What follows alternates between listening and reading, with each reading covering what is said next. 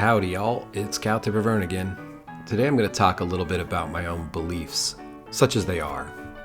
This is going to be less X2x2 centric and more CowTipper Vern centric. When I started this channel, I kind of wanted a place to do a lot of brainstorming and working out of my own ideas, and that's why I chose to do it anonymously at first, because I wanted to clear some space for myself. So far this channel has turned into mostly X2x2 content, which is cool, and I'm glad that it's there, and I think a lot of what I've done has been good, and I'm proud of it, and I think it's been helpful to people, but I want to do something a little more personal today. So if you're into that, hang with me. You don't have to, though. I get if you don't. I haven't talked much about my own beliefs at all on this channel. It's going to come through, of course. Of course, my own seasoning, my own flavor on the topics is going to be noticed and apparent, and that's cool. I'm not trying to avoid that necessarily. I'm just trying not to drive into it too much because I don't want to contaminate the topics completely. But after my last episode about the Bible, I think it makes sense to just talk about my own beliefs about things. Obviously, in that episode, I talked about not taking the Bible literally and not thinking it's the inerrant word of God and all that type of stuff. So it's probably pretty clear where I am with some of my faith, but I thought I'd talk a little bit more about it. I've been encouraged to think about this a little bit because I've seen so many other people doing it. And I might talk about this on another episode sometime, but I'm really impressed with how much content there is in the X2x2 community right now. There's so many projects, so many podcasts and Substack channels or Substack accounts, I should say, and YouTube videos, and so many people are really filling out the space. They're really pushing out into the world and claiming the X2x2 thing, claiming it as a title, claiming it as their own. They're taking agency over it, and I'll talk about that another time because I think that's worth a whole episode. I'm not sure, but it's cool. It's very gratifying to see so many people taking it into their own hands, taking things into their own hands, taking control, and even if they don't know exactly what they believe, or even if they don't have all the answers yet, or maybe they won't have all the answers, they're very clear on their purpose of helping other people, telling their own story, etc. I think that's awesome. Recently, there was a podcast episode shared into my support group, and someone commented and said, it's just surreal to see people talking about the X2x2 experience, talking about being a 2x2, talking about beliefs, talking boldly and honestly and truthfully and authentically about our experiences. And that's a huge thing. That's a big deal. The X2x2 community, such as it is, has taken gigantic strides in the last few years. And I don't want to sound condescending by saying I'm proud of them, because I'm one of them. I don't mean it in that way. I don't mean it as like I'm looking over them with pride.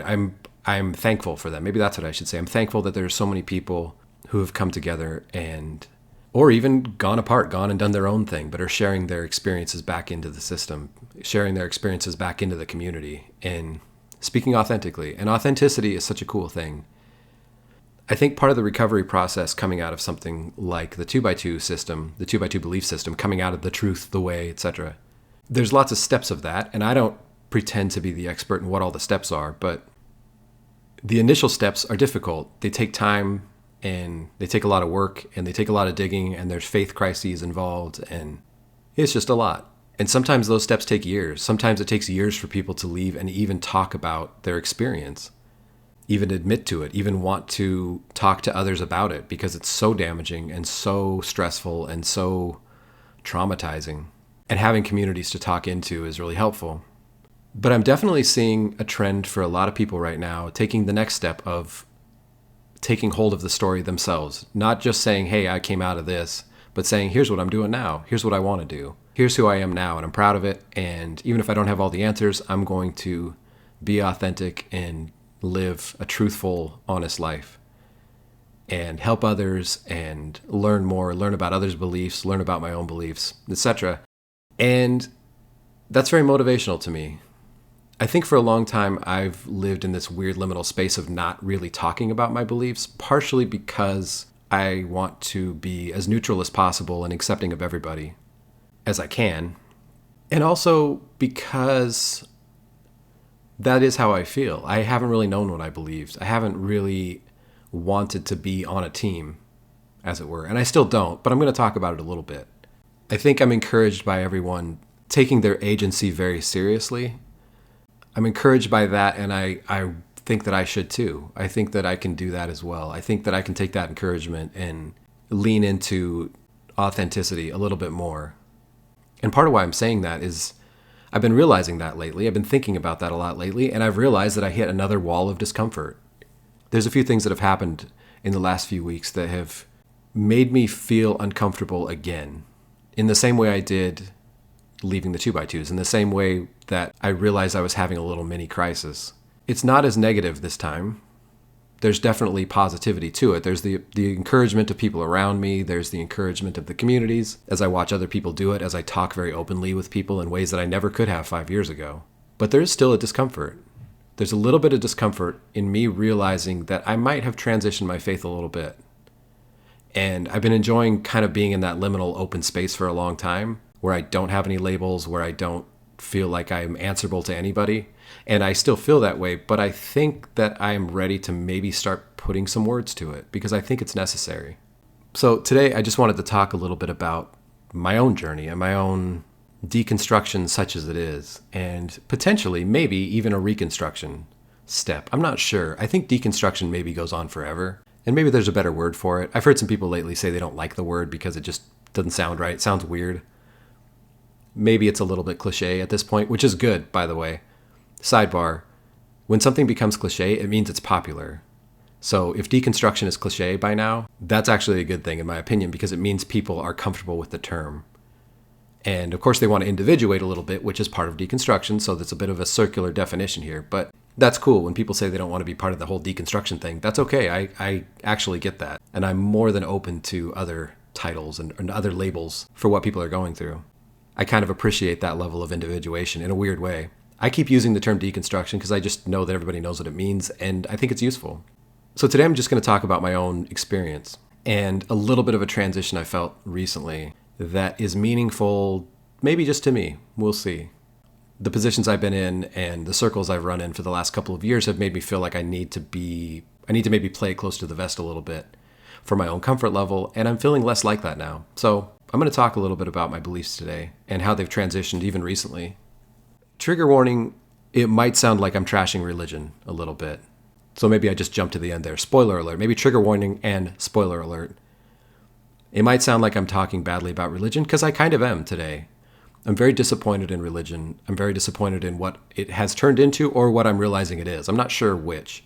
I know religion's a really big word, so I guess maybe I could narrow it down to religions that I'm familiar with. Organized, Christian, Protestant, something. I have a lot of critical things to say about that part of the religious spectrum, because that's the one I came from. I don't speak into other religious practices very much, other belief systems and other things like that, because I don't know that much about them. I don't feel competent to talk about them, but I do feel very competent to talk about Christianity these days, American Protestant evangelicalism.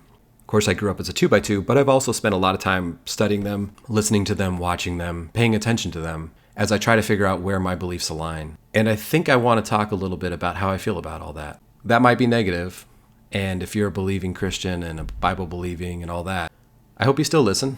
I hope you find it interesting, maybe thought-provoking, but if you don't, once again, I don't mind. The reason I put the trigger warning on it is because I like to remind everybody that if you're listening to this, you're listening on purpose. So I'm not shoving this down your throat. If you want to interact with it, you can. And if you don't want to, and if it's not your cup of tea, that's totally cool. And I do not take it personally, and I will not hold it personally against you. And I honestly don't even know if you're listening. So unless you want to tell me about it, which you can, feel free to. I'm on Facebook. I'm very public. All right. That's the intro. I'm going to talk more about what's happened recently where I've possibly changed how I view faith.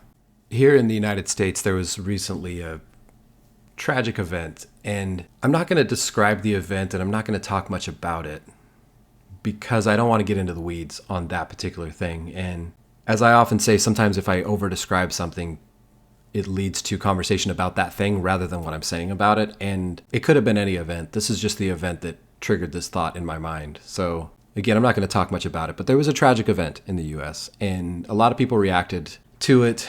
And there was a lot of grief and sadness and anger around it, and a lot of fighting and a lot of everything else that comes with everything that happens all the time in America. A lot of incoherent yelling and everyone running to their corners and trying to win arguments online rather than do anything positive. Extremely disappointing on all sides.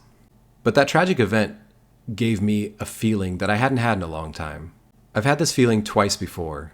It's a type of panic, rage, revulsion, kind of a feeling of betrayal, maybe, in a weird way, in a very abstract way.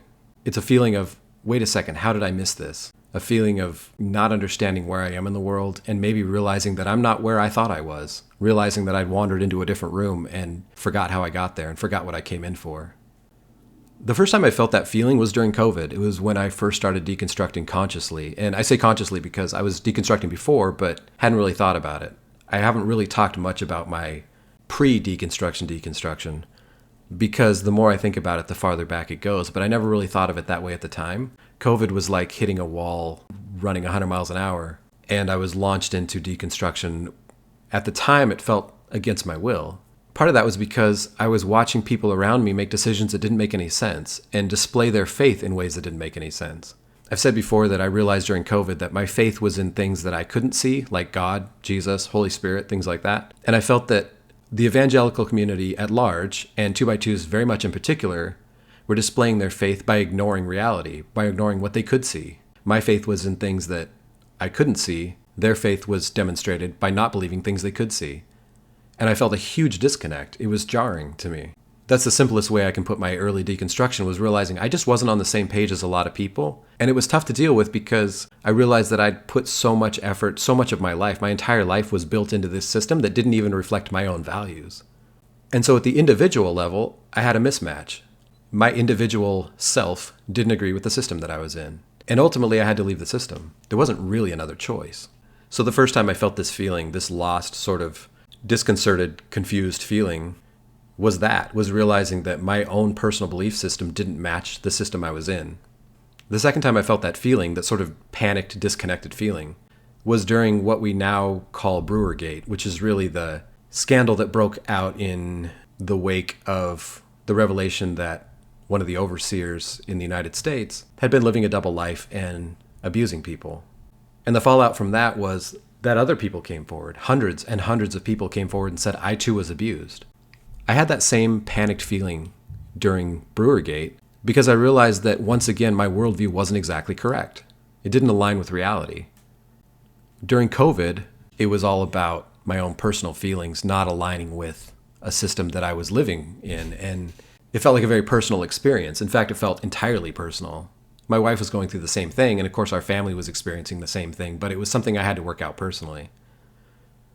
Brewergate, or the SA crisis, showed me that no, the system was wrong. It wasn't my own experience that didn't align. It wasn't just me having to leave. The entire system was rotten. And by system, I mean the 2x2 belief system. They don't have a church name, so they're hard to refer to, but the friends, the workers, the truth. Broadly, it wasn't what they thought it was. Not only was it not what I thought it was, and not only do my own values not align, there's a bigger problem. The system is rotten. The system is a problem. The system is dishonest. That shook me more than I think people may realize. I think some people think that, especially the 4 admins of the support group that I'm in, but maybe the broader community, I think 2x2s think that we enjoy this. We don't. The best analogy I heard was someone in my group mentioned that watching the CSA crisis in the 2x2s was like watching your family home burn, like your childhood home burn to the ground. That's exactly how it felt. It made us sick to watch what was happening. We did not enjoy it. We make light of the group now. We laugh about it. We parody it. We do satire, stuff like that. But only as part of taking our own agency, taking our own story into our own hands. It didn't start out that way. There were a lot of people who left the 2x2s just as I had and never talked about it for years and years and years because they thought it was their own thing. They thought that their lack of belief or disagreement with the church was a personal thing. And they let it go. And they thought, well, it's good for other people. But Brewergate, or the SA crisis, showed us that no, it's a bigger problem than that. There's a huge problem. The system itself is rotten to the core and isn't serving anyone. And I stand by that now. When I left the meetings, I always said that I would never tell anybody to leave. And I've changed since then. And I think that I would tell people to leave. I think it's a bad place to be. And I don't think it's a good place to raise kids. Again, my personal feeling about it.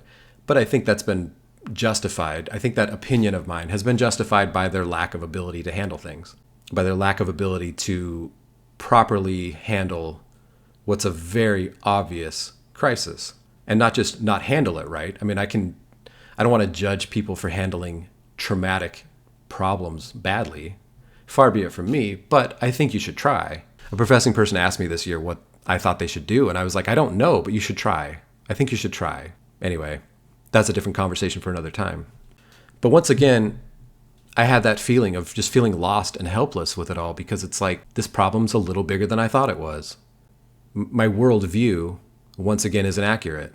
My worldview was, I'm kind of an outsider here, but the people inside are fine. They can live their lives however they want, and there's really no problem here. And so there was a little mini faith crisis that happened even during Brewergate, even though I'd been out for a long time and wasn't going to any churches and definitely didn't believe in the meetings. Didn't believe that the friends and workers were the right thing to do for me. There's a weird little faith crisis that comes along with watching that system crumble on its own. Because there's a tiny part of me that wonders if maybe they're onto something, I guess. I don't know. It's hard to describe that feeling. It's a feeling that I didn't know was there. During COVID, I realized my beliefs weren't working. During Brewergate, I realized that the system wasn't working. In the last couple of weeks, I've had that feeling again. And I didn't realize at first that was the feeling I was having, but I did realize it after I'd stayed up late several nights, unable to sleep, ranting at my wife, who was listening very kindly, and ranting back sometimes, about what I was seeing in the world. I got that feeling again. I've lived in this weird space where I've called myself Christian, mostly in a cultural sense. In fact, I've even referred to myself as culturally Christian several times. I don't even know what that means. Every time I say it, someone asks me what in the world I'm talking about, and I have to say I'm not sure. I have to think about it because that's not really a thing. But I think what it means is I was raised around Christianity. I was raised among Christians. I've considered myself a Christian. My idea of what God is, when I think of God, I think of the Christian God, such as it is. Of course, we never believed we knew what God looked like, but when you say God in a Christian setting, we have a certain type of God we think of. A New Testament God, I think. Although I'm not so sure about that anymore. But I think if you come from a Christian background, there's a sort of Christian framing on what you're doing, and the conversations you have and your way of relating to religion itself is primarily Christian. Well, I'll just say that for myself. That's how I felt. But I think I'm starting to shed that a little bit. I've been very, very disappointed with what's happened in Christianity broadly. And the panicked feeling I had over the last couple of weeks is that I don't think I do anymore. Ever since leaving the 2x2s, I've felt culturally Christian. And when I've looked at churches that I thought I might be interested in attending or at least watching online, stuff like that, it's always been evangelical Christian, Protestant, whatever. And I'm not interested in any other churches, so don't send me your business cards. But I was kind of interested in other churches because I thought, I'm going to need a belief system. I'm going to need a community. And I am Christian, right? I think I'm Christian, so I'm going to lean into that a little bit. I've never joined another church, but I've always kind of been a token Christian. I think in the admin group, I'd say 3 of the 4 of us admins of the X2x2 support group are pretty vocally and proudly atheist. And I've never felt that, and I still don't feel that. I'll skip to the end on this one thing. I don't feel like I'm an atheist either. I think it's more complex than that, and I'm not trying to be special. I'm not trying to say that, I have a very particular thing. You have to call me a certain name. You can call me whatever you want. But I know that I'm not as Christian as I used to be, and that's hard for me to realize. That's hard for me to process. Just like when I was in the 2x2s, and just when I learned more about Brewergate, this revelation recently has felt like I didn't move and everything else moved away from me. And I'm not sure that that's fair, but that's how I process it. That's how it felt. I just woke up one day and realized that I don't share values or a set of morals with Christianity anymore, broadly. That doesn't mean I don't value the good Christians in my life, but being the sort of token pseudo-Christian in our admin chat, I don't think is accurate anymore. My feelings about faith have changed a bit over time. My perceptions of what faith is and how people view their own faith, how faith interacts with the world, I guess. Maybe that's what I'm going to be talking about. my impression of how faith interacts with the world, specifically Christian, Protestant, evangelical faith. I say all the time that my deconstruction started when I realized that my faith was faith in things I couldn't see, and the people around me seemed to have faith that what they could see wasn't real or didn't matter, that they didn't believe the things that they could see. That didn't feel like faith to me. That felt like oppositional defiance. It felt like a tantrum, frankly. During COVID, there were so many people who were just against whatever the pervading narrative was. Whatever everyone was saying we should do, they thought we should do something else. It started with the general idea that maybe we should be physically separate while there's a pandemic going on. And of course they couldn't do that, and they viewed that as persecution. I thought that was weird because my own view of my own faith was that no matter what happened, I could still have faith, even if I wasn't there physically. If I could separate myself from others for a little while, but go serve God on my own personally, that was my personal faith. That was my show of faith was a private thing, and it would carry me through whatever was going on, and I could meet up with other believers on the other side. And so when I saw all of Christianity, for the most part, and the 2x2s for sure, acting as if lockdowns or masks or whatever, anything COVID related was persecution of them personally, that was confusing to me. It felt a bit narcissistic. When everyone in the world is dealing with something at once, on the rare occasion that that's actually true, it's very rare that that's a thing, right? It's very rare that everyone in the world is paying attention to the same thing. In fact, this might be the first time that's happened in my lifetime, at least for that extended amount of time. It wasn't just an event, it was a thing that was happening for a while. And for professing people to act like that was persecution of them, that was confusing to me, genuinely. And the Christian world kind of did the same thing. They weren't united in that. There were a lot of reasonable Christian churches that tried to just do the right thing, take care of each other, look out for the sick and elderly and immunocompromised among themselves. But there were a lot that didn't do that. There were a lot that just processed every single thing as persecution against them and their belief system.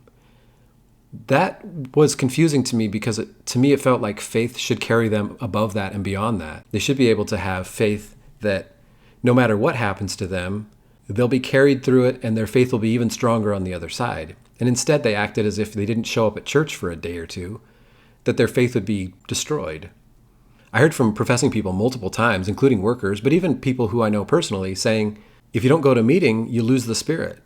I didn't understand faith that way, and that was confusing to me. And realizing that I would have to actually put myself physically in harm's way, and even more put my family in harm's way during a pandemic to display my faith, that didn't feel right at all. It changed my worldview. It showed me that my worldview wasn't accurate. I didn't realize that my faith wasn't what other people thought faith was. This idea that we show our faith by being ignorant, that we show our faith by just being obstinate and petulant and against whatever narrative is going on, that's weird to me. That doesn't make any sense because it's not constructive in any way. It's not a good testimony in my mind. Again, this is just my opinion as someone who's now left that church. It's not a good testimony to just throw a tantrum. So during COVID, that was what I was watching. I felt like I was watching people throw tantrums, but they felt self-righteous about it. And I didn't feel self-righteous about it. I felt sad. It threw me into a complete faith crisis, realizing that my faith just didn't look like other people's. And that made me sit back and think, well, what is my faith? What does my faith even mean? Am I having faith in something that other people don't have? Because the thing is, it's not just my faith's a little different. It felt like God was different. It felt like the spirit that everyone was talking about was different for me than it was for other people. And that didn't feel like me not having faith or not believing. It felt like I was believing in things that were completely different than other people. And it threw me for a loop, and it was terrifying at first because I felt like I'd put everything into that. It struck me that so many believers didn't have what I thought was faith. And again, I'm not critiquing their faith. I'm not saying they don't believe or they don't have faith. Surely they do. It just doesn't look like mine. It didn't feel familiar to me. But it also didn't feel good. It didn't feel like what I was watching and observing as faith in others was helping them. It wasn't carrying them above and beyond everything. What they were calling faith, and what I have just said is, I've oversimplified as them not believing what they could see. It wasn't just that, though. It was more than that. It was believing in things that they couldn't see because they weren't real at all, but not in a spiritual realm. So many people that I knew personally went down these weird conspiracy theory rabbit holes during COVID. it felt so detached from reality when I would try to have a normal conversation and people I knew really well and respected would start telling me things that I knew came from some weird internet forum somewhere and were being made up to manipulate people. The only validity that these conspiracy theories had was that they weren't the pervading narrative. They weren't the overarching narrative that everyone else believed. They weren't on the news. They were different. They were separate. And that was the faith they had. The faith they had taught them that they could ignore what they could see and they could believe anything else. That was alarming to me. And honestly, that's what got me interested in things like QAnon and stuff, because I wanted to learn about it. I wanted to learn what in the world these people were believing in. This is just nonsense online. But there was a political component too, and it seemed very manipulative to me to watch professing people essentially being manipulated by politics. And some of those things made it clear into the purview of the workers. I heard workers speaking from the platform saying really crazy conspiracy theorist type things. A worker in the Northwest even wrote a whole letter talking about really wild, off-the-rails conspiracy theorist stuff. Now, that worker got sidelined for a year, thank goodness. But that worker's back and they're talking normally, I think. I've heard them at conventions and stuff. It doesn't make any sense. I don't understand that level of faith. I don't understand that type of faith. It wasn't my faith. And it struck me while I was watching this happen that there's a certain emptiness to the 2x2 faith, that it wasn't doing what they needed. When faced with a crisis, when faced with something traumatic coming at them, they didn't have the tools. Their faith didn't carry them above and beyond it.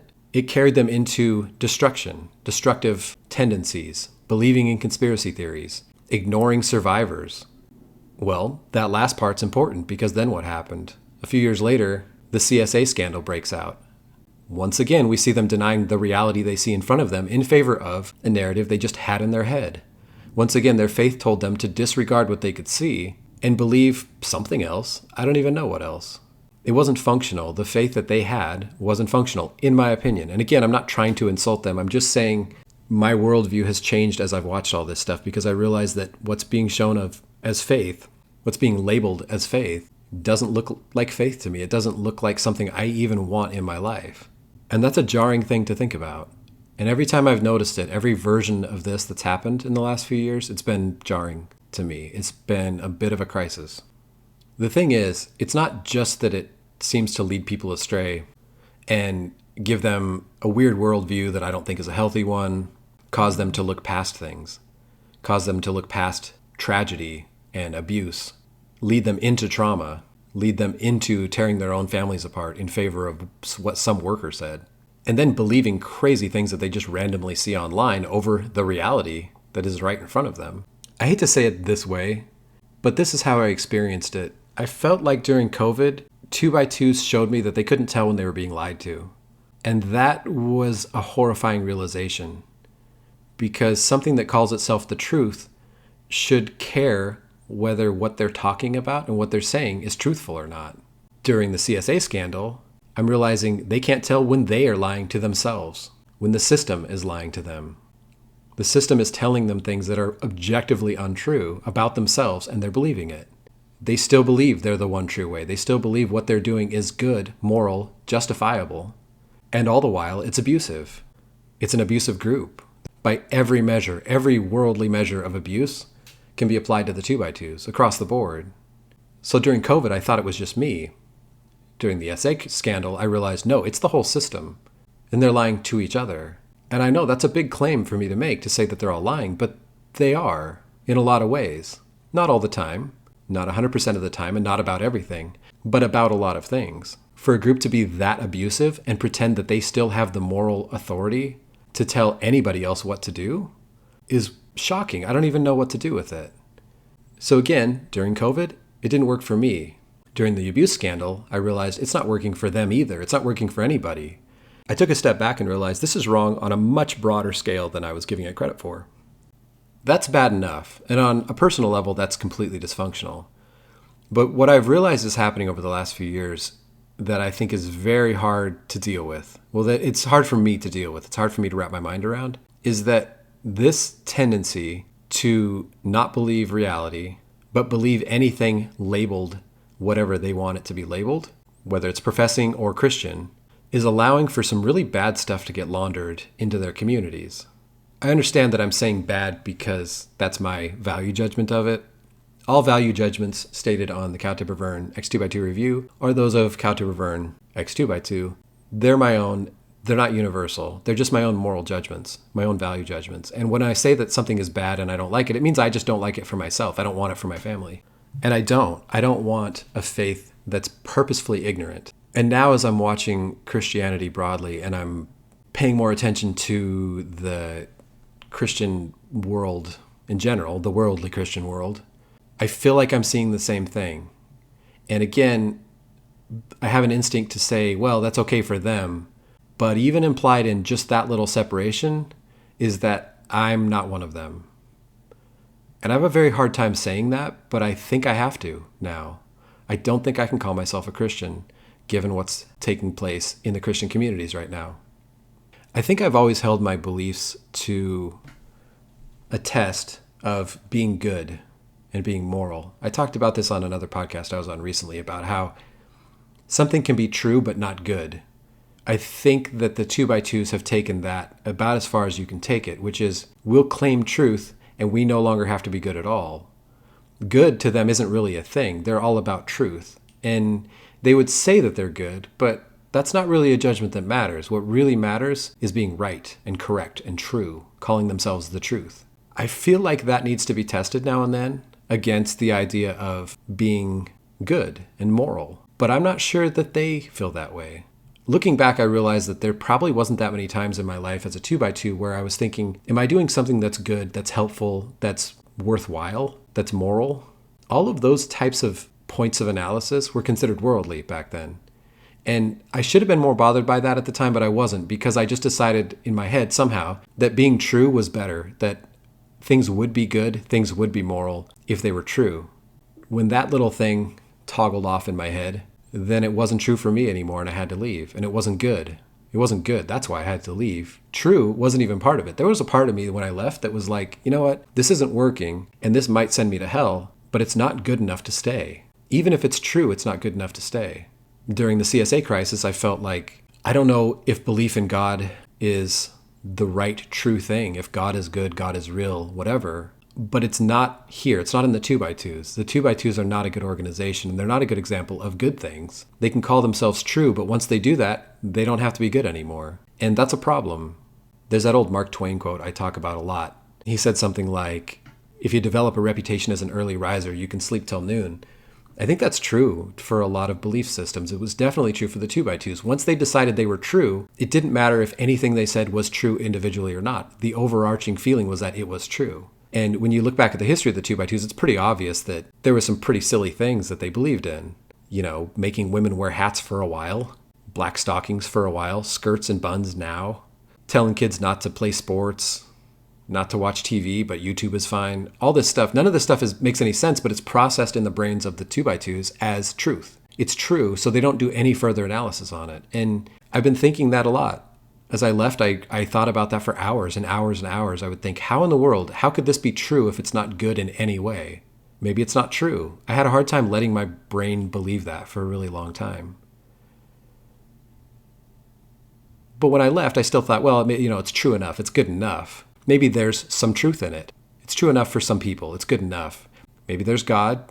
They love God. They're doing it a weird way, but they'll be okay. But then the CSA scandal happens and it's like, no, not only is it not good, their belief system is causing them to buy into things that aren't good and aren't true and aren't real. It's causing them to put faith in people that are hurting them actively, putting them at severe risk, significant risk of trauma, all kinds of traumatic things that I would never speak about on here because I'd probably get my video flagged on YouTube or something. And yet they believe it's true. To me, it seems like a belief system should help you interact better with the world and solve real-world problems, but if you've decided that's not necessary for it to be true, then I guess that's not a good test. And maybe the test that I give religious faith isn't a fair one because they don't claim that. But that's important to me, and that's where the line is being drawn in my head right now. My worldview has to be at least morally good on some level, and that's subjective. I understand morals are very subjective, but it feels important to me to at least think about that, at least make that level of analysis into what I believe. I can't just use my worldview or my belief system as a way to reframe things so that I don't have to worry about them. I need that belief system to be used to solve problems, to be used to at least analyze things in a way that gives me more clarity, to be more true in a factual sense, not in a truth registered trademark sense. True in a factual, objective, verifiable sense. That's really important to me. I need that clarity. And the clarity I have right now, the moment of clarity that hit me within the last few weeks, is that I'm not getting that anywhere. And that bums me out. There's a faith crisis in there too. I feel like I'm going through another faith crisis, but it feels very real to me that the moment I'm in right now, there's a before and after to it, and I need to acknowledge that and be okay with it. I don't think belief itself right now is helping a lot of people. Maybe at the personal level, for some people it is. But I'm not seeing it. I don't see it, and it doesn't make sense to me. It doesn't make sense to me how, rather than solving problems, rather than making the world a better place, Christian beliefs are allowing people to let the world become a worse place and feel good about it. That's how I feel at the moment. The tragedy that happened a few weeks ago really shined a light on that. When the world is a bad place, when people suffer and people hurt, I don't feel like I can look to Christians for answers to that. Definitely not for solutions to it, but not even answers. Knowingly allowing problems to fester, at best, or at worst, exacerbating those problems with your belief system isn't moral, in my opinion. And pretending you're not exacerbating the problems by justifying them because you are doing the right and true thing with no analysis about whether it's morally good or not seems inexcusable to me. I don't think passiveness is excusable in some cases, and I'm not going to get into which cases it is excusable and which cases it isn't, because again, that is a moral judgment. That's a value judgment for each individual person to make. But for me, I feel like there's more of those cases all the time.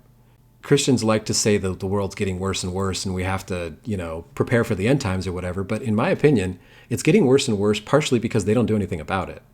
And partially, it's getting worse because they are justifying it. They're justifying terrible, unethical, immoral actions at a large scale across Christianity, across Protestant evangelical Christianity. It's hard for me to say that because I don't want to get into particulars, because I know people will comment or contact me and argue about those particulars, and I'm not into that. I'm just saying that's where I am right now. That broadly, that seems to be the case. It seems to me that belief isn't causing people to act better, and it's not causing any problems to be solved. It's just justifying people not solving problems and feeling really good about it.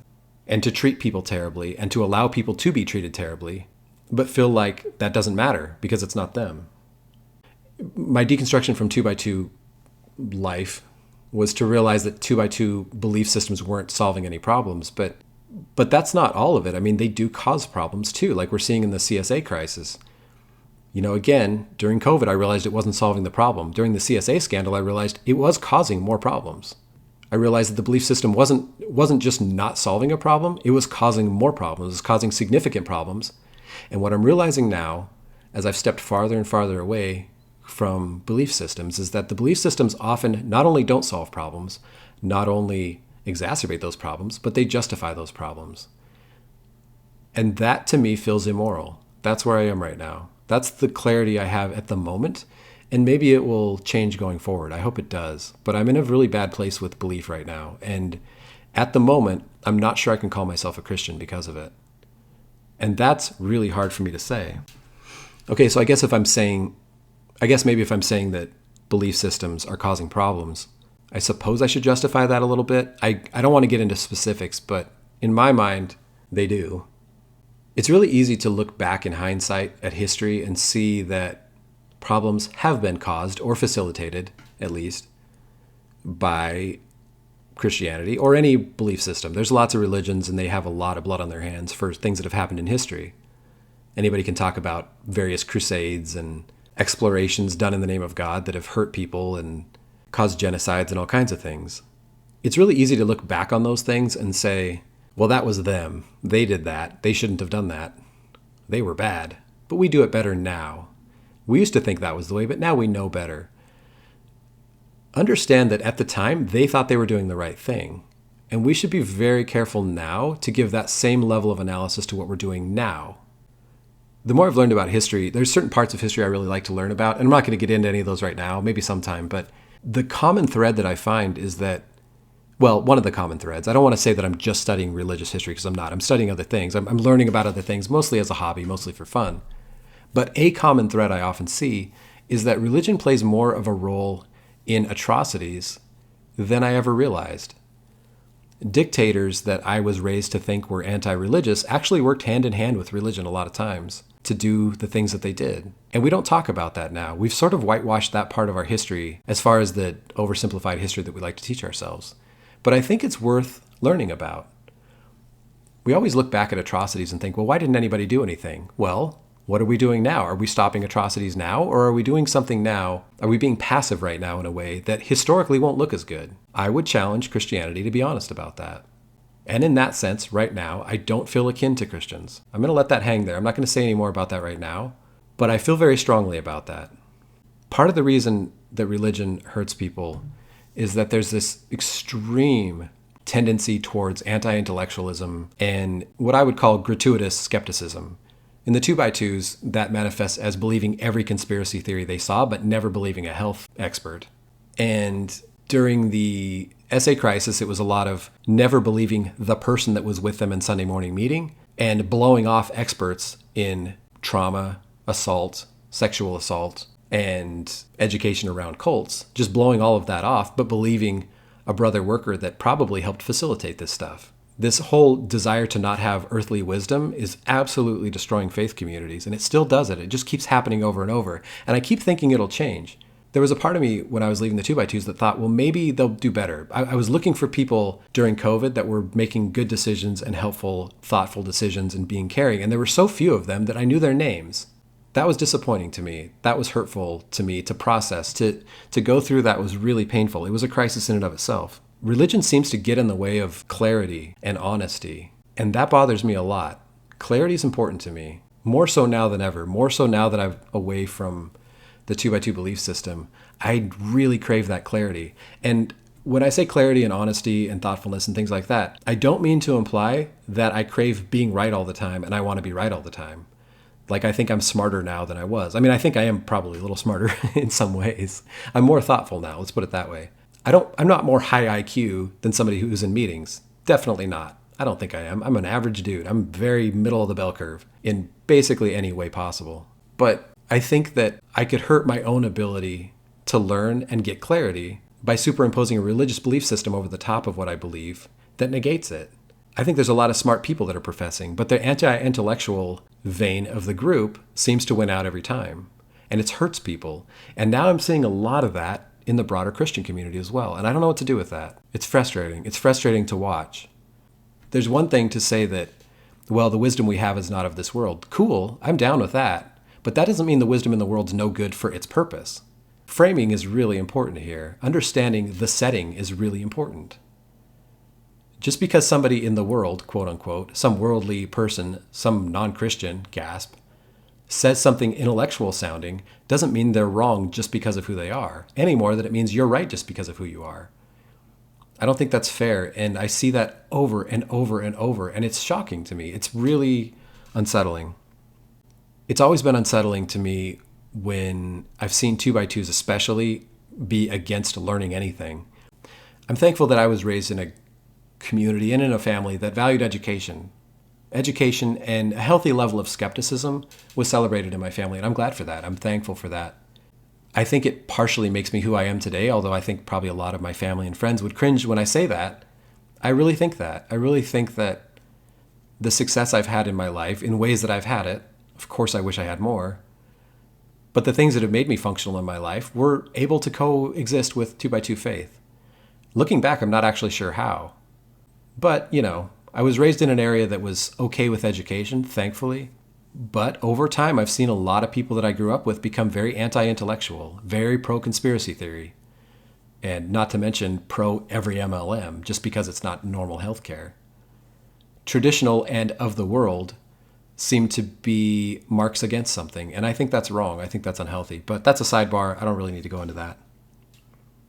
I think I was raised in a place where I was able to let my spiritual life and the intellectual education world coexist.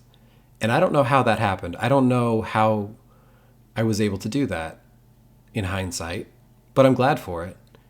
We had skepticism around a lot of things, but that I felt like it was healthy and well-placed, and I carried a lot of that into adulthood. I've lost a lot of it now. I'm skeptical, but in different ways, I think. One of the ways that manifests itself, though, and I'm sad about this, this is kind of a little sidebar, but there's a lot of abuse in the 2x2 belief system, and besides the obvious, like I've already mentioned, about not accepting outside help to right that ship, to get some of those things right, there's also a tendency to not accept things like therapy, any kind of therapy, from talk therapy to trauma counseling, marital counseling, stuff like that. I remember one time in a meeting, one of the people in the meeting, absolutely out of nowhere, said that they didn't want to get marriage counseling. They didn't want to do spouse counseling because they could just use the Bible. And they didn't give any additional context. My wife and I were kind of chuckling about it on the way home. We were professing at the time, but we were like, well, that's a weird thing to just bring up, right? But again, there's this anti-intellectual, anti-learn anything thing. And the reason I bring it up is because I've seen a lot of people leave the 2x2s looking for counselors who are religious themselves. And it's to the point now where I cringe when I hear that, because I feel like being religious, being Christian, et cetera, that worldview doesn't make them better counselors, in my opinion. Hugely just my opinion. So I guess where I'm going with this episode is I'm talking about things that I found in the religious world that are no longer compatible with my current worldview. So I'm just going to keep doing that. I didn't plan this episode out very well. This is just a lot of notes, and I'm kind of freewheeling it here. So the anti-intellectual thing is a problem. I don't like it. And I don't like a lot of how that has led people to make bad decisions and hurt each other.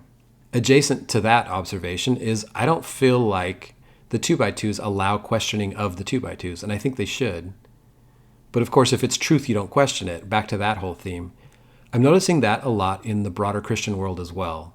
This tendency to not question it, not interrogate their belief system, avoid any sort of analysis of what they think or believe or the assumptions they have about the world, and treating any questioning of that at all as persecution. My episode about the Bible, that's kind of an underlying thing in that episode, is that a lot of the Bible scholars that I've learned from and read about and listened to on podcasts and everything else, a lot of them are believers, but they have to keep that separate, and they get a lot of flack for it. There's a lot of believing Bible scholars, actually. I wouldn't say half, not as many as you would think, I guess. Believing Bible scholars are constantly hassled about their beliefs, as if learning about the Bible and learning about their belief system and adjusting to it and fitting it to the real world around you is persecution of other people who believe like them. It's really weird. There's a lot of people who consider any sort of questioning or any sort of analysis to be persecution. And I think that's really unhealthy. So that's another thing that the Christian world just doesn't jive with my own personal worldview on. I think you should be questioned. I think I should be questioned. I have kids. I'm used to questioning. My kids critique everything I do and say, and rightfully so, they should. I don't take it as a sign of disrespect. I take it as a sign of respect. If they come to me and question something I'm doing, it means they want my answer. They want to know more. They want to learn. They want to understand my perspective on something because I'm older than them and I'm their caretaker. And I think God should be treated that way too, but I don't see that he is, or they are.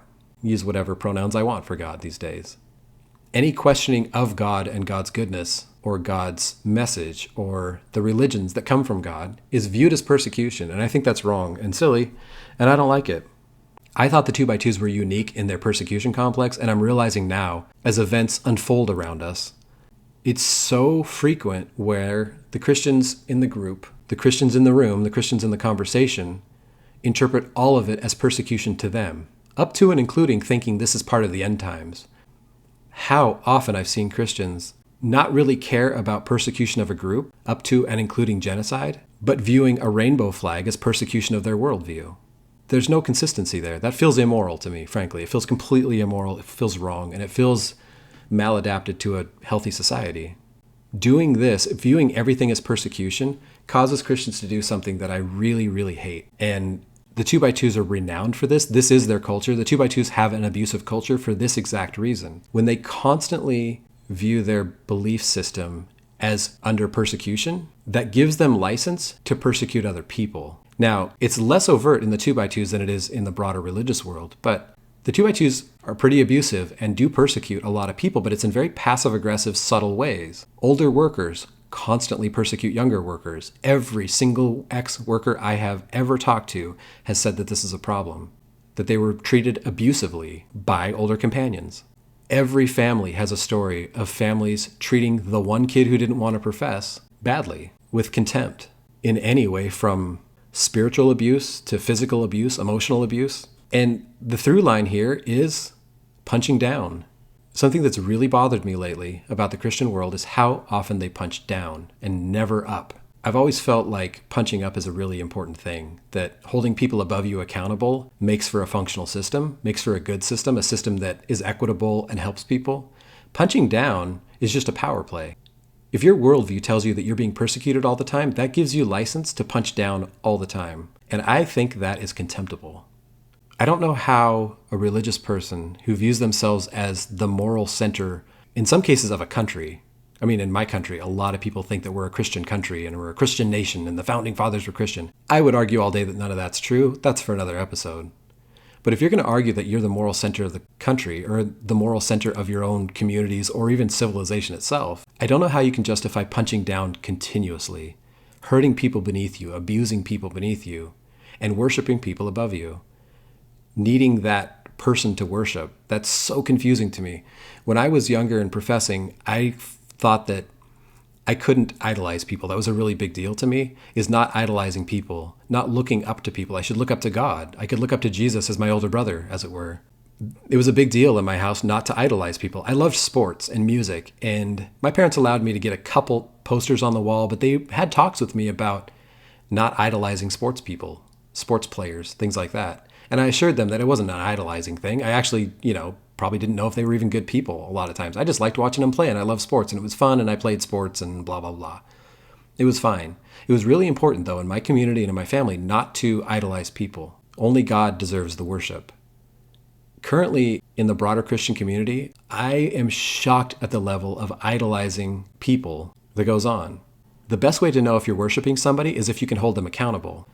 In the 2x2s, we would never have said we worship the workers, but we did not hold them accountable at all, and they still aren't. They're still not doing it.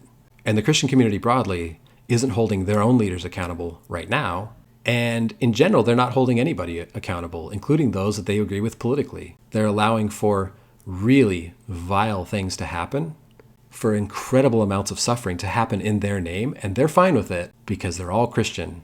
That seems morally contemptible to me. That seems very wrong. That brings me to another point. I'm not sure how to say this one. I have a note that says outsourcing morality. That concept really bothers me. So I'm going to talk about that just for a minute.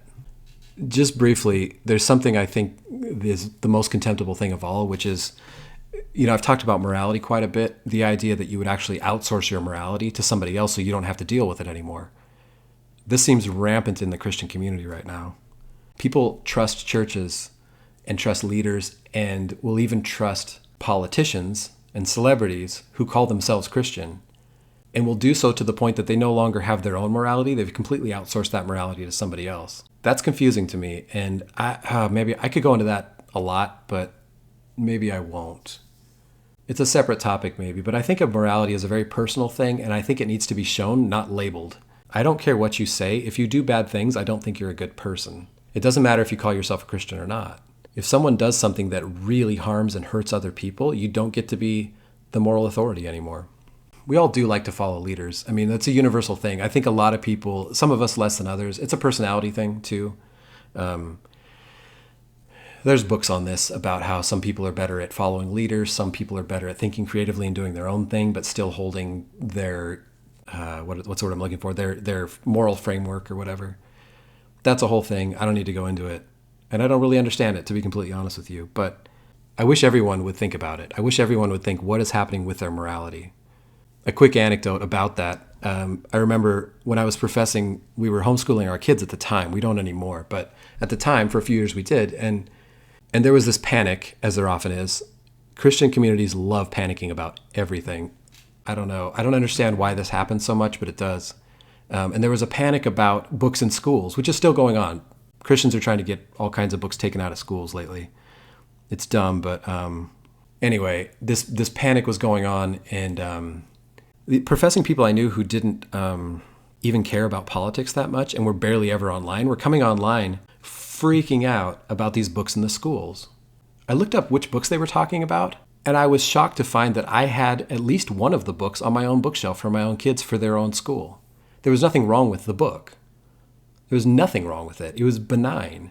And yet professing people were taking to the social media airwaves to complain about it, to freak out, to sign petitions. They were passing petitions around trying to get these books taken out of schools. I talked to a professing person who was like, we got to get rid of this stuff. This is really bad. Society's getting bad. And I was like, okay, first of all, back to, shouldn't our faith carry us through this? But second of all, do you know what you're talking about? I said to this professing person, I have this book on my bookshelf right now. My kids read it. It's not that bad of a book. I don't have, filthy rags in my house. I don't let my kids read terrible stuff. But somebody somewhere had thrown this title on, and people were really, really upset about it without ever knowing what they were talking about. They'd outsourced their moral outrage to somebody else, in this case, to politicians. And professing people didn't have the faith to ignore those politicians. Their faith told them that they should pay attention to it and freak out likewise. I was professing at the time. Looking back, I now see it as maybe a point of deconstruction. I didn't think of it that way at the time, but looking back, I think it might have been. I just thought they were all going crazy, and I didn't understand it, honestly. And now I understand it more, and I don't like it. For some reason, Christians are of the world, but they're against the world.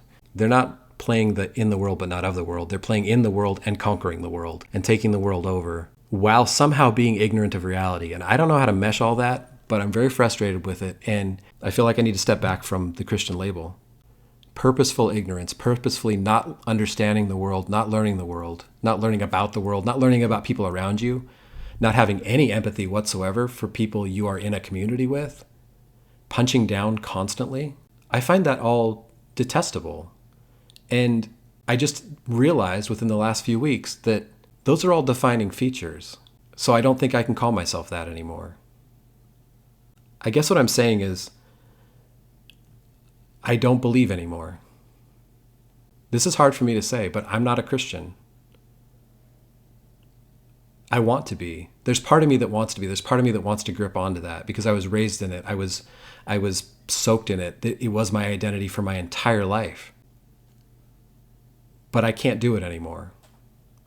It's too much. I learned when I was younger from the Bible to judge things by their fruits. If the tree is not good, then the fruit's not good. You don't get to say that, well, this is a good tree, so all the fruit must be good. You don't get to justify bad fruit by saying that the tree is labeled correctly. Well, you can, but I'm not going to. If you're okay with that, then that's your business. And I'm not going to, I'm going to try really hard not to judge individuals by larger labels. I'd like to see everyone as an individual. I think that's important, actually. But I cannot allow myself to be caught up in this laundering scheme of taking really bad, abusive ideas, labeling them as something, and then calling them good. I can't do that. Not seeking to do better, not trying to hold your own people accountable, not trying to do what's right. If those are defining features of your group, then it's a group that I just don't feel comfortable associating with. And it almost hurts physically to say this. There was no version of me when I left the 2x2s that thought that I would not be a Christian for the rest of my life. It's earth-shattering for me to feel like I might not be one. I might not be part of that group. But that's how I feel at the moment. Now, I mentioned, not everybody. I don't want to judge every single person by larger group labels or whatever. Of course, if you're listening to this and you are Christian, you'll be saying, well, not every Christian.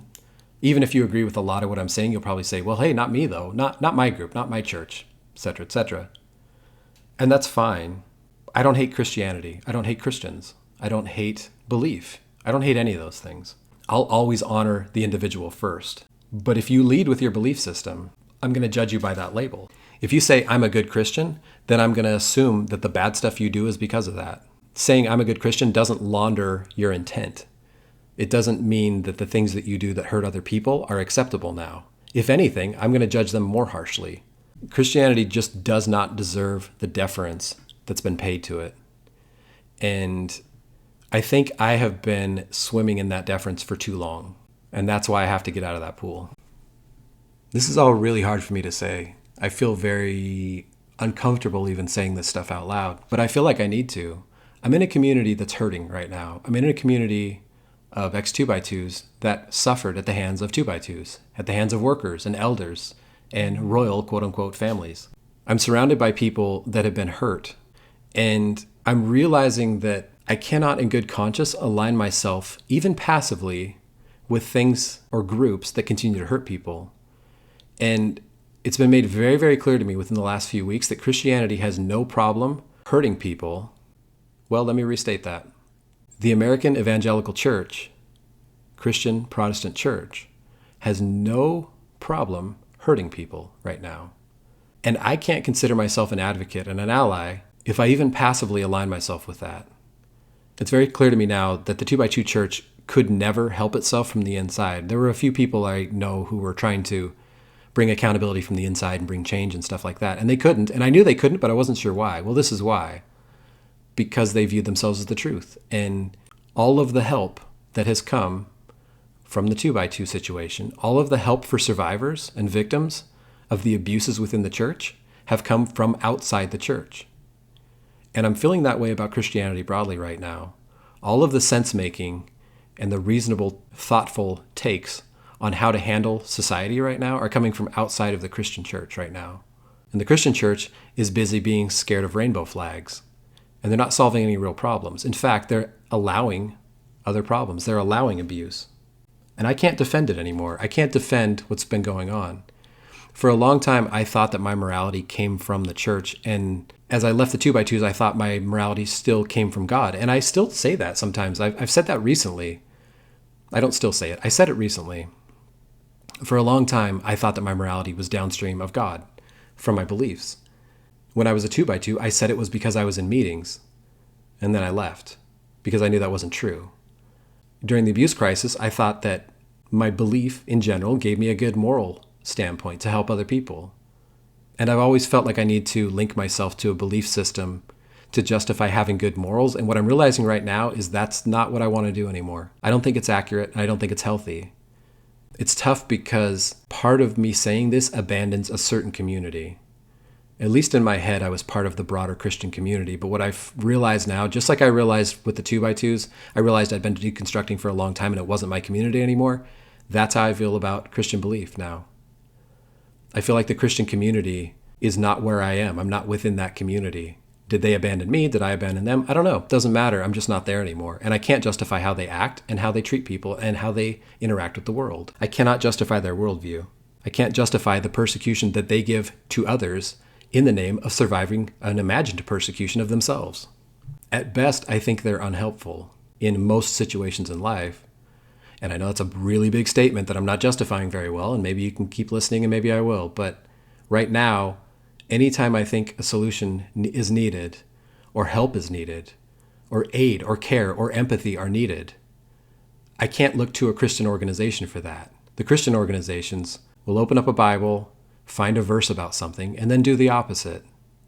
The people claiming Jesus meek and mild, Jesus who tried to help everyone he saw, will commit absolute depraved, vile acts to people that they don't like, and then think they're the good guys because they have Christianity. They're Christ-like. They're good Christians. I can see through that and I don't like it, and I don't think I'm one of them anymore. I've been worried for a long time about losing the respect of Christians, and I think maybe that's why I've kind of kept a foot in both worlds. I've kept a foot in a very secular group that we have, but I've also been in a Christian group. And what I've seen in the Christian group lately, I'm sorry to say it if you're in that group and you see me in there, what I've seen in there is deeply immoral. And it's a willful ignorance that runs a lot of those views. And I don't really care how you parse the Bible if you get the world wrong. If you can't get reality right, I don't care how you interpret some verse in Thessalonians. I really don't. You have to get reality right first. In every case where I've had a place where I felt really unsettled and had to adjust my life, leaving the 2x2s during COVID, becoming more vocal and active during the SA crisis, and now in walking away from Christianity, my only regrets have been that I haven't done it sooner because I realized that I was allowing too much bad around me and not speaking to it directly. And I feel culpable for that a little bit. I have regret about that. I think it's not responsible of me as a person to do that, to allow my own views to be laundered that way, to allow my own views to be passive. Being passive in times of crisis is damaging to people, hurts a lot of people. And I'm realizing that I might be getting too passive in some ways in the name of my own pride, in the name of my own reputation, feeling like I can reach out to any community. I can't claim the naivety that I used to be able to claim. I feel like I've probably been a little passive about some of this stuff. And I don't think being openly not Christian is going to hurt anything that I do, really. But it might affect people's view of me, and I am sorry for that, if that's true. But I need to be authentic, and I need to be honest, and I cannot expect that from other people, and I can't even encourage it of other people if I don't do it myself. It's hard because I know that religion and belief are identity markers that are really important to people, and I don't actually have one. I don't have a name tag to throw on, or I don't have a business card that says I'm this so that people can expect the following from me. That means I have to live it out a little more. But also I think maybe it'll make me more trustworthy from people who have suffered at the hands of those things that I'm leaving.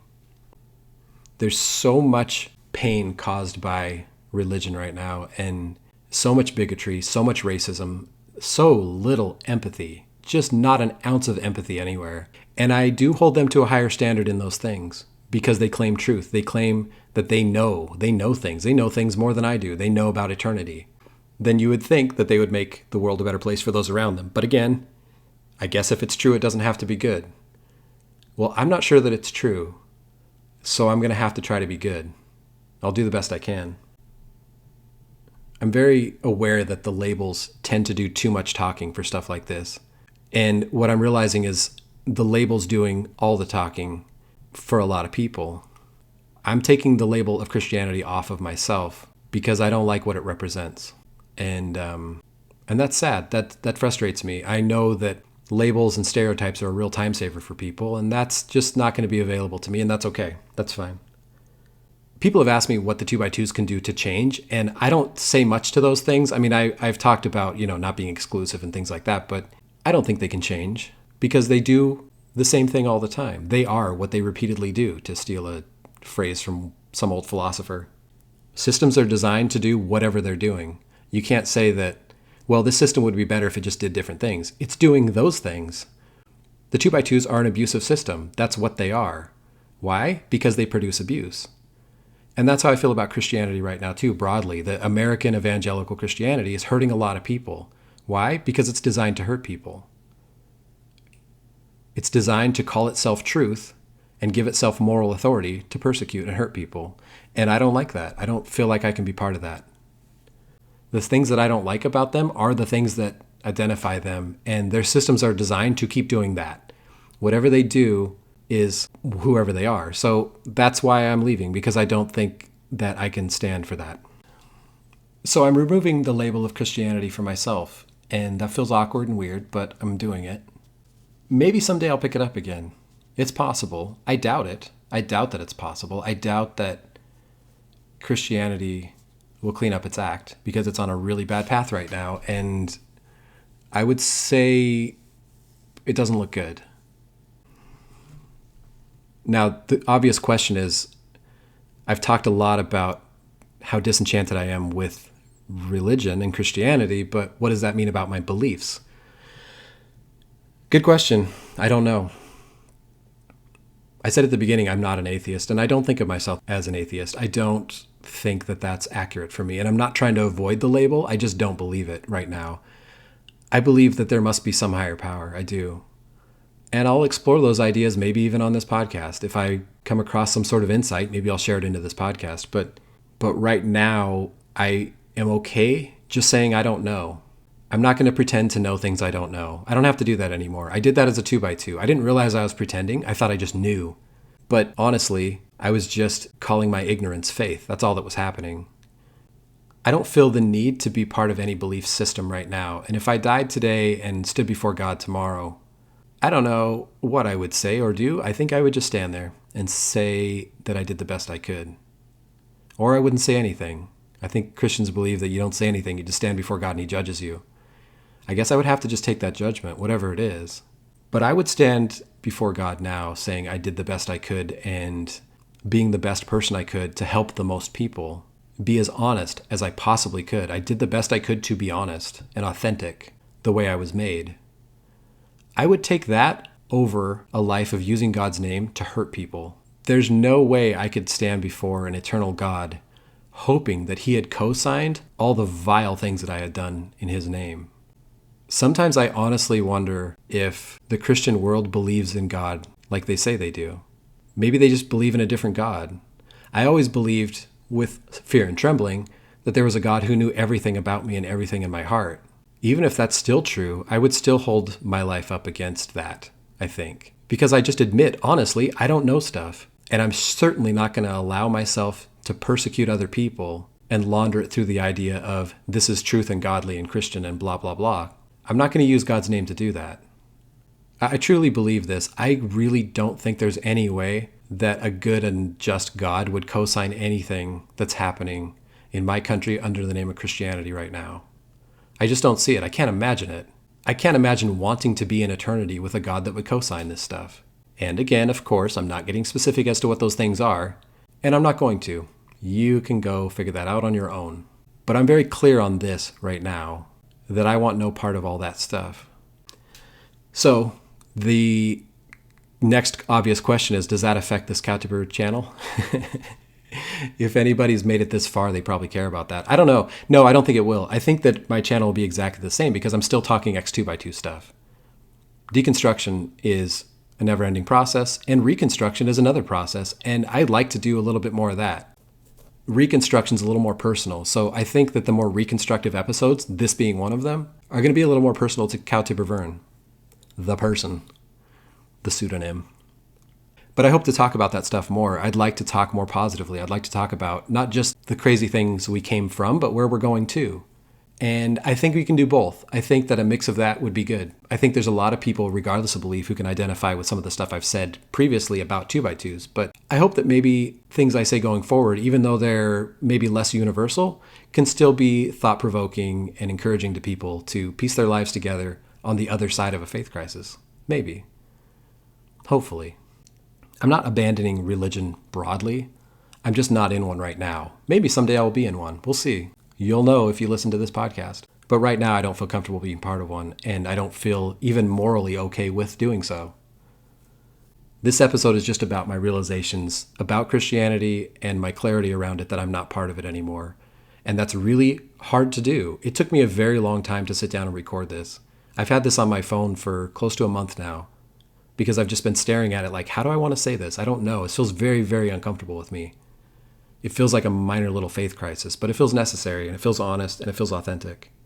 So maybe part of reconstruction is talking about beliefs going forward. I don't know. But we'll see. We'll see what it means.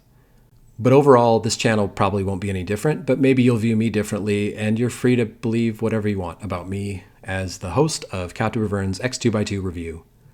If you feel like the channel took a turn and you weren't into that, I apologize for that. That's kind of just what happens sometimes when you do 20 some episodes or whatever, however many I've done. Originally, my idea for this channel was more of a personal thing, and I kind of got sidetracked and got really into talking 2x2 culture, and I'm still going to do that. I think it's a fertile field. Being raised 2x2 is not that different from being raised evangelical. I'm finding that out too as I talk to more and more people. We have a lot in common, and that's why I'm a little disappointed when I see people go from 2x2 belief system directly to some other evangelical belief system without deconstructing in between. But again, that's up to them, and I just don't want that for my own life. So, all right, I'm just rambling now. I appreciate that you listened. Thanks for listening. At the end of the day, this is still me. I'm still doing this channel, still having fun with it. Still hoping to have good conversations, still deconstructing, still learning, trying to find insight in all the confusion. Thanks for listening, everybody, and we'll see you again real soon.